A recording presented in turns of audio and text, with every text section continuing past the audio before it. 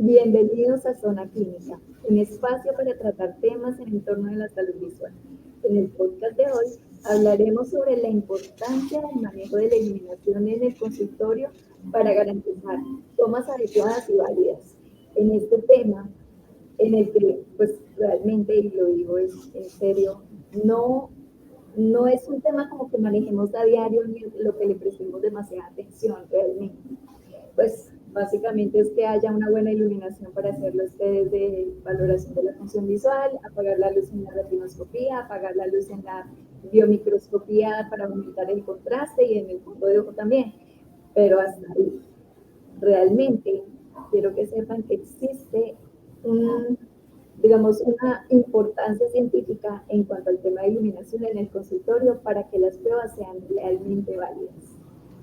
Hay estudios que lo demuestran y para hablar de esto pues he invitado al doctor Héctor Aníbal Sánchez. Él es optómetra, magíster en comunicación educativa de la Universidad Tecnológica de Pereira, tiene cerca de 20 años o un poco más siendo docente universitario. Es más, fue uno de mis docentes, de lo cual me siento muy orgullosa de que haya aceptado la invitación de podcast hoy. Así que él es experto en el tema, es experto en óptica, es experto en óptica oftálmica, así que sé que nos puede dar mucha mayor claridad al respecto. Doctor Héctor, bienvenido a Zona Clínica. Carol, buenas tardes, gracias por la invitación y gracias por el placer y el honor de estar en esta tribuna donde se van a tocar temas de interés que a veces, como tú misma lo decías al principio, no son tan tenidos en cuenta ni son tan frecuentemente hablados, ni escuchados, ni tratados, pero que revisten una importancia trascendental en el desarrollo y en la evaluación de los pacientes. Entonces me parece muy interesante de tu parte que hayas pensado en este tema y que me permitas pues transmitir esos pensamientos y esos conceptos técnicos que son básicos para hacer un buen desempeño y una buena práctica profesional. ¿Verdad? Y es un tema que es muy poco conocido realmente, por eso me causó mucho, pues como la inquietud de querer traerlo al podcast, porque dije, bueno, esto es algo que todo el mundo tiene que saber, es algo que no todos lo tenemos en cuenta, pero que realmente, de acuerdo a lo que entiendo del estudio que hiciste, pues demuestra que realmente es muy importante. Pero antes de empezar, quiero que pues hablemos un poco más de ti, que la audiencia te pueda conocer. ¿Cuáles son tus áreas de experticia? ¿Cómo ha sido tu proceso profesional? Bueno, yo llevo acá en la institución, la Fundación Universitaria del Área Andina Seccional Pereira. Inicié como catedrático en el año 2001 y en el año 2006 inicié mi práctica profesional de tiempo completo en la docencia. En el año 2009 finalicé mi maestría en comunicación educativa en la Universidad Tecnológica de Pereira y hace cerca de 4 años terminé mis seminarios de doctorado con la Universidad Cuauhtémoc de Aguascalientes de México, también en Ciencias de la Educación. Durante todo este tiempo, pues uno se ha venido formando y uno se ha venido como decantando por un área en especial. La verdad que me ha gustado mucho las bases de la optometría, porque siento y percibo particularmente que hemos perdido como ese amor por lo básico de la optometría. Entiendo que el cuidado primario ocular es algo muy bueno, muy interesante, que genera una novedad, el manejo de los fármacos, etcétera, etcétera, pero hay cosas que se han venido dejando atrás y que son propias de la optometría como consecuencia de la inclusión de nuevos temas, como por ejemplo la farmacología, la patología de segmento anterior y de segmento posterior, y dándole esa trascendencia que indiscutiblemente la tienen, pero que le están quitando mucho del campo a elementos que son totalmente trascendentales para nosotros como optómetras. Entonces nosotros deberíamos ser los encargados de saber de iluminación, deberíamos ser los encargados de saber de óptica oftálmica y deberíamos ser los encargados de cuestionar a la industria, por ejemplo, de la óptica, acerca de la calidad de los productos, nosotros deberíamos ser los encargados de verificar si realmente la iluminación de nuestros consultorios cumple con los parámetros,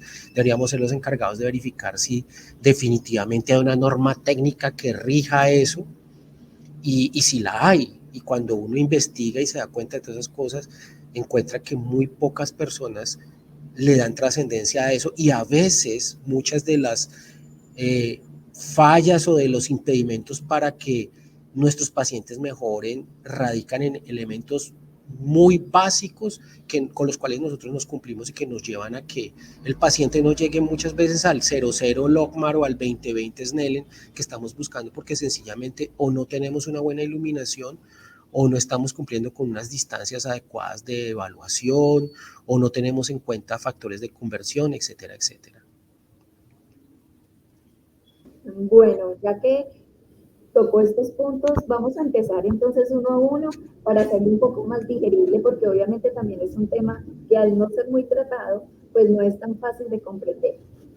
Entonces, vamos como por partes desenrollando esta piola, como se diría. Bueno, primero, decías algo que existe una normatividad que describe como las características luminarias que debemos tener en el consultorio. Sí. Más o menos toda esta normatividad. Acá en Colombia hay una norma que se llama RETILAB. RETILAB es una sigla que significa Reglamento Técnico de Iluminación y Alumbrado Público. Y es una norma que se construyó cerca del año 2013 y está en este momento en proceso de actualización. En el RETILAB indica, y hay un estudio técnico en el cual, por ejemplo, si usted tiene un consultorio médico, la norma le dice qué nivel de iluminación o de iluminancia debe haber al interior de ese consultorio médico para que cumpla con unas condiciones adecuadas.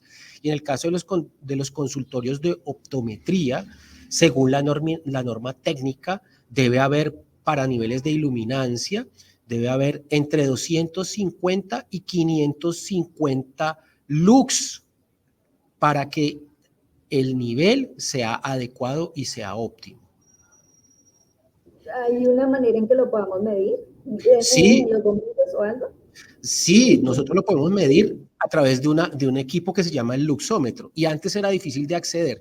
Sin embargo, ahora con los teléfonos inteligentes hay algunas aplicaciones que, utilizando la cámara frontal de los celulares, nos permiten determinar con una exactitud bastante alta, yo diría que más del 95% de certeza, la iluminación de un consultorio. Entonces usted descarga esa aplicación en el celular y puede medir la iluminación de su consultorio.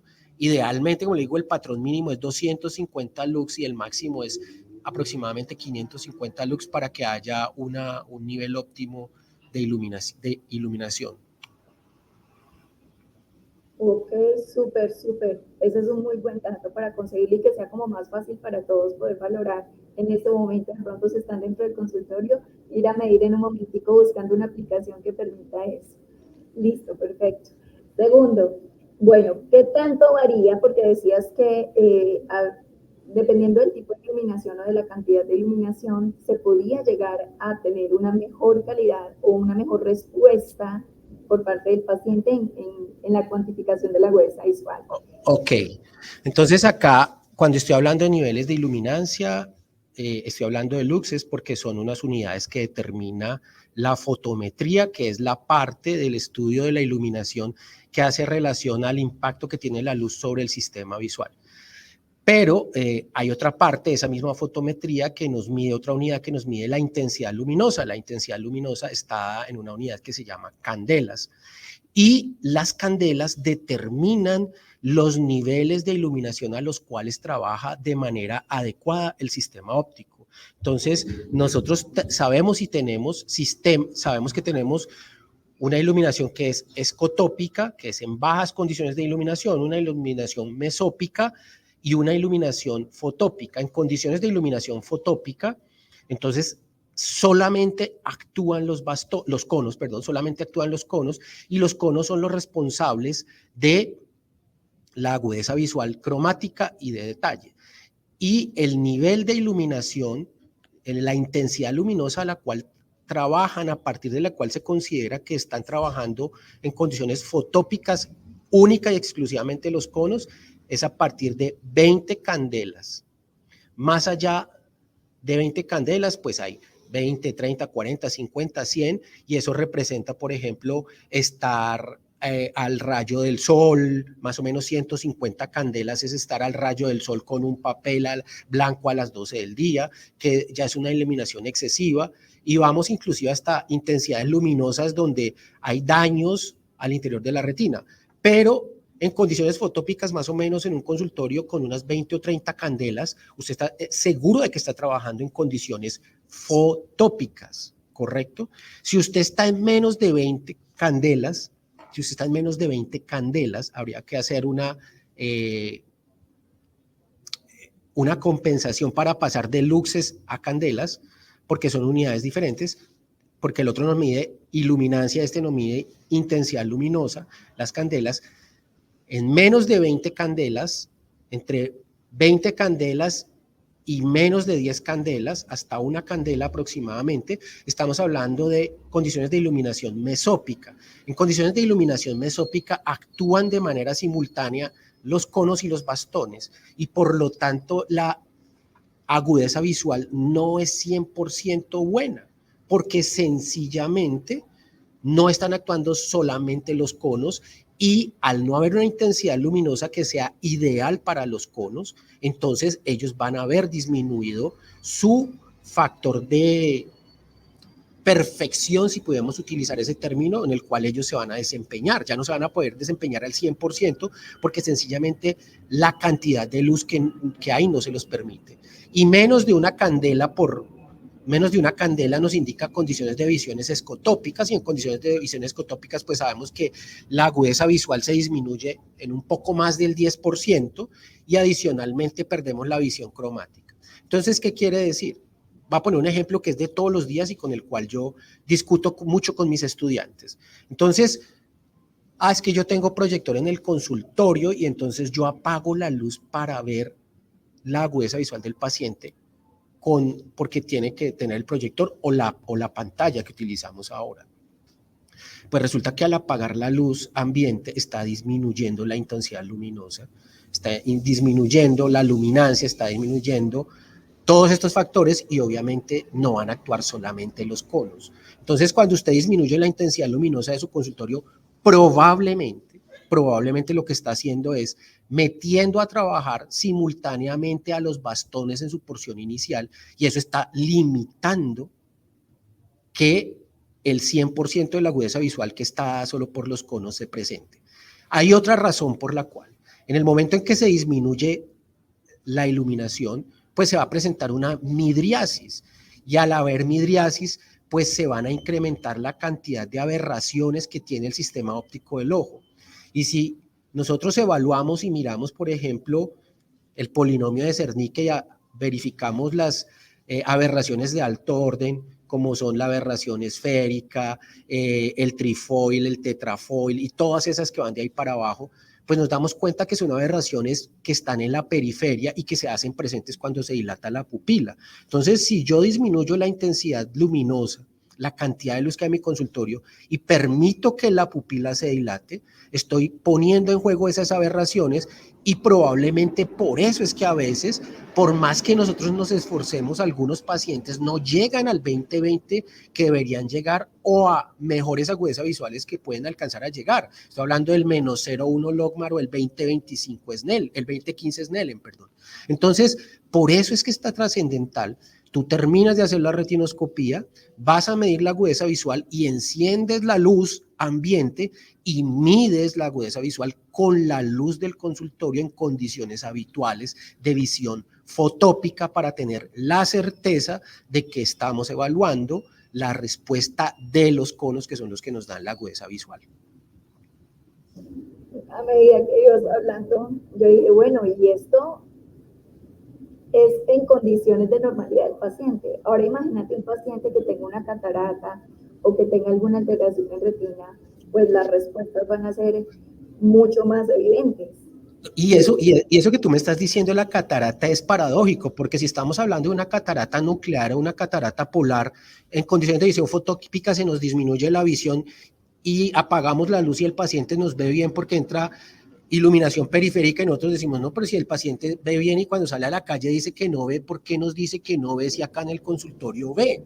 Claro, Entonces, fíjate que estamos obteniendo falsos negativos o falsos positivos por cuestiones de iluminación. Entonces, por eso es que es tan trascendental y tan importante. Yo todos los días, y mis estudiantes saben que algo que les recalco siempre es usted mide, toma la agudeza visual con el paciente en condición de visión fotópica, por lo tanto, la condición de iluminación de su consultorio debe ser luz día, debe estar en buena condición. de acuerdo, de acuerdo. Yo creo que eso es muy importante que lo resaltemos, porque como tú le decías, algunos tienen la pantalla, algunos tienen el proyector, otros tenemos el octotipo, la cartilla gruesa visual. Entonces, no depende de qué estés utilizando.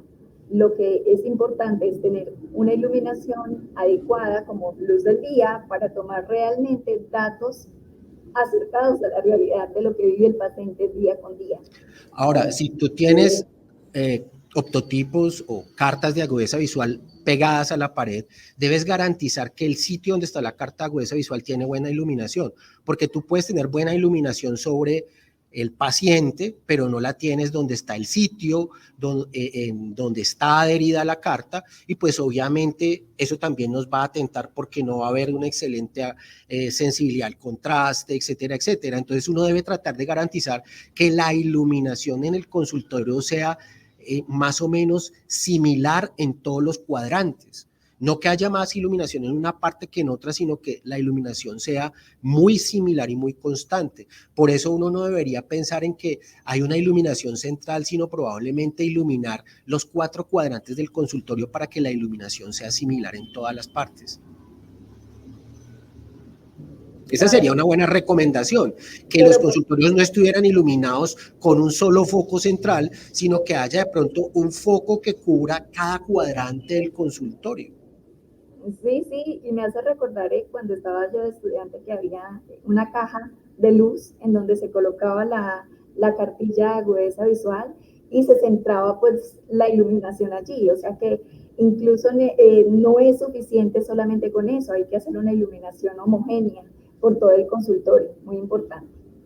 Sí, y esto es trascendental. Ahora, todas estas inquietudes surgen algún día y las llevamos a cabo cuando hacemos un estudio acá en la universidad con 2 estudiantes que para este momento ya son colegas míos y con ellos nos tomamos la molestia de hacer un rastreo y de medir las condiciones de todos y cada uno de los consultorios de la institución y verificar que no cumplíamos con la norma y que tuvimos que hacer las modificaciones necesarias para cumplir con la norma, porque cerca de la mitad de los consultorios no cumplían con la norma.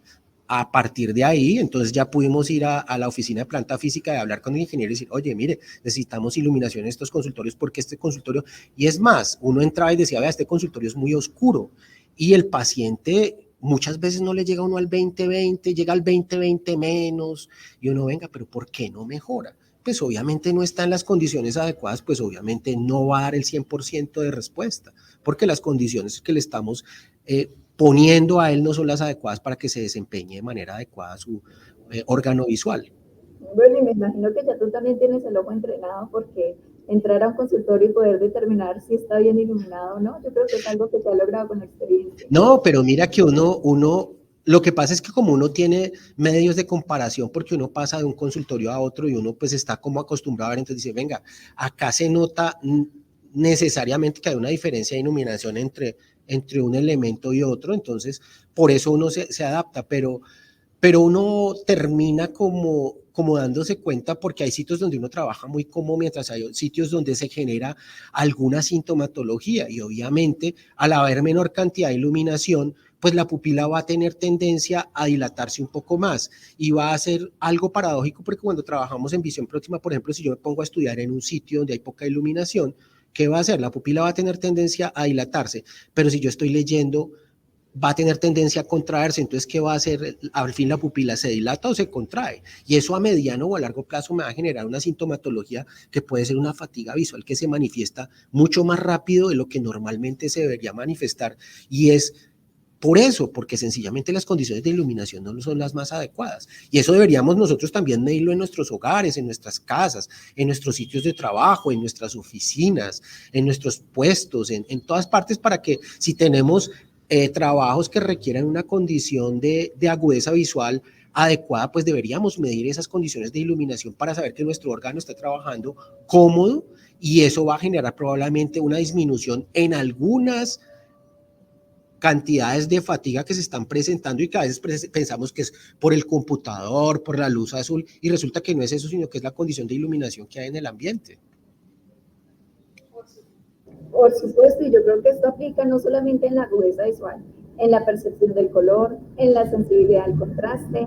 Me atrevería a decir que hasta en la percepción de profundidad, porque Pero finalmente por supuesto, de toda por, la función visual, qué pena. Sí. por supuesto, y al aumentarse la sensibilidad al contraste, pues obviamente la calidad de la visión va a ser menor, porque finalmente la sensibilidad al contraste lo que nos está midiendo es la calidad de la visión de los pacientes. Y si tú tienes una baja sensibilidad al contraste, obviamente te vas a sentir, así tengas un 20/20, no te vas a sentir cómodo, porque sencillamente la calidad de la visión no es buena, ni es óptima. Es cierto, Héctor. No, yo creo que esto nos deja como como mucho tema para pensar, ¿cierto? Como ver si realmente no, y yo creo que lo más importante aquí es que todos nosotros, colegas, digamos, bueno, listo, voy a medir, voy a ver qué tal está mi consultorio para garantizar que efectivamente pues tengo la iluminación requerida, y si no, hagamos el deber de conseguirla. Sí, claro, y esa es la idea, es aportar a partir de cosas elementales, como te digo, que son cosas a las cuales casi nunca le ponemos cuidado, pero que son básicas. Si yo no tengo una iluminación adecuada, pues la respuesta de mi órgano no va a ser el 100% de buena. Si yo tengo buenas condiciones, voy a esperar una respuesta de 100%. Y entonces, cuando garantizamos que todo está como debe estar, podemos garantizar que vamos a hacer un examen perfecto, que vamos a hacer un diagnóstico perfecto, que vamos a obtener una formulación perfecta para nuestros pacientes, y podemos utilizar ese término, y eso nos va a permitir ser mucho más exitosos en nuestra práctica profesional, tomar decisiones más adecuadas, tomar decisiones que se vean representadas en una mejor calidad y en un mayor confort para nuestros pacientes.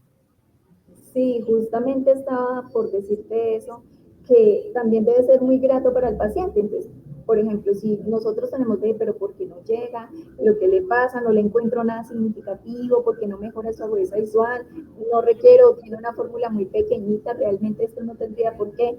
Y estamos en eso, y el paciente también se da cuenta. Hoy en día los pacientes tienen muy claro cuál es la capacidad visual, hasta dónde quieren llegar a ver o hasta dónde necesitan ver.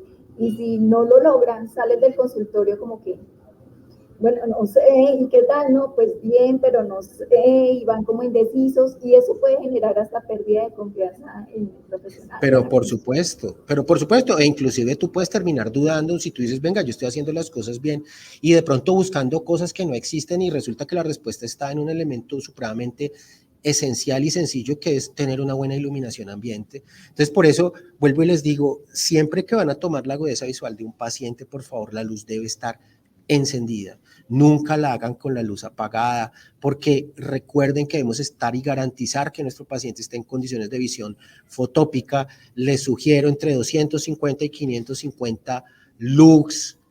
Lo pueden medir, hay aplicaciones que ustedes la descargan, hay muchas aplicaciones, son gratis, las descargan, las ponen en su teléfono móvil y pueden medirlo, y eso les da una garantía de que están haciendo las cosas bien, y que eso les facilita su desempeño profesional, y se van a dar cuenta que con medidas tan sencillas como esas, que no implican ningún costo adicional, vamos a estar ejerciendo una mejor práctica profesional.